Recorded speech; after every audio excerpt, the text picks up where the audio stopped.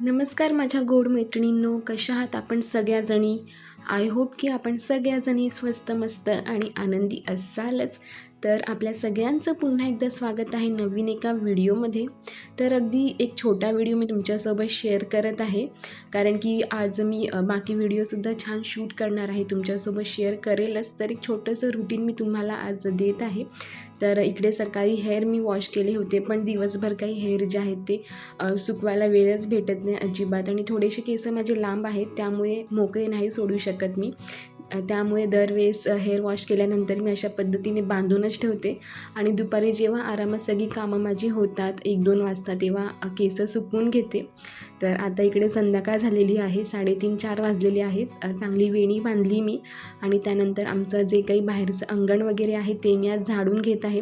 आणि जसं की तुम्हाला मी लास्ट व्हिडिओमध्ये सांगितलं होतं की आमच्या आई ज्या आहेत त्या माझ्या नंदेकडे गेलेल्या आहेत, आणि आज आमची पिऊ जी आहे ती आमच्या घरी राहायला येणार आहे, मामाच्या घरी. उन्हाळ्याच्या सुट्टीमध्ये सगळेच मुलं जे आहेत ते आपल्या मामाच्या गावी जातात राहायला. तर मला ते गाणं उन्हाळ्याच्या सुट्टीमध्ये नेहमी आठवत राहतं. झुक झुक आगीनं गाडी मामाच्या गावाला जाऊया. तर खरंच लहानपण एक मस्त असतं ना, की काही टेन्शन नसतं, काही नाही, मस्त एन्जॉय करायचं मस्त. तर ते दिवस मला माझेसुद्धा लहानपणाचे आठवत होते. तर आता ते इतक्यात येतीलच, त्यामुळे मी सगळं काही आवरून घेतलं.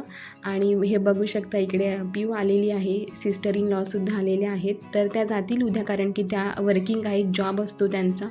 आणि पिऊ जी आहे ती लहान आहे पण खूप स्ट्रॉंग आहे. ती गेल्या वर्षीसुद्धा ती लहान होती, पण ती छान राहिली होती मामाच्या घरी. आणि यावर्षीसुद्धा ती आलेली आहे, तिला आवडतं मामाच्या घरी राहायला.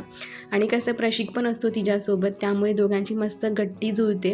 मस्त दोघं एन्जॉय करत असतात, खेळतात, हसतात. तर आता सगळ्यांसाठी मी चहा वगैरे ठेवलेला आहे. चहा तर संध्याकाळी लागतो. तर चहा झालं, मुलांना छान जेवू वगैरे घातलं. त्यानंतर दोघांची मज्जा मस्ती चालू होती. आणि लहान मुलं कसे एकत्र आले की मस्त त्यांचं हसणं खेळणं हे सुरूच असतं. आणि घरामध्ये सुद्धा एक असं चांगलं पॉझिटिव्ह आनंदाचं वातावरण आपल्या असतं.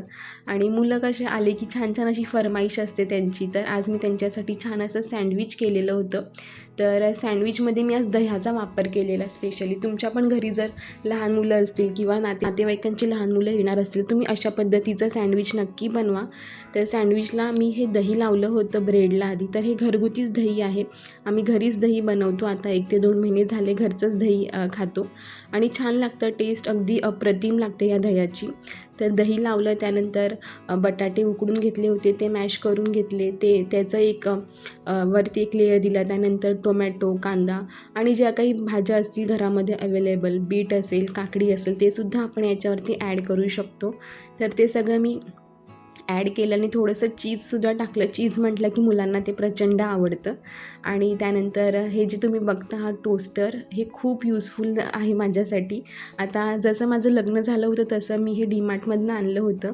आणि आता 5 ते 6 वर्ष झाली याला. मी याच्यामध्येच सँडविच वगैरे करते. खूप छान होतं, अगदी क्रिस्पी सँडविच होतं याच्यामध्ये. आणि मी याच्यामध्ये सँडविच बनवले सगळ्या म्हणजे बाळांना आणि घरामध्ये सगळ्यांना खूप आवडले. तर तुम्हीसुद्धा अशा पद्धतीने दह्याचा वापर करून सँडविच नक्की बनवा. तुम्हाला आणि घरातल्या बाळांनासुद्धा नक्कीच आवडतील.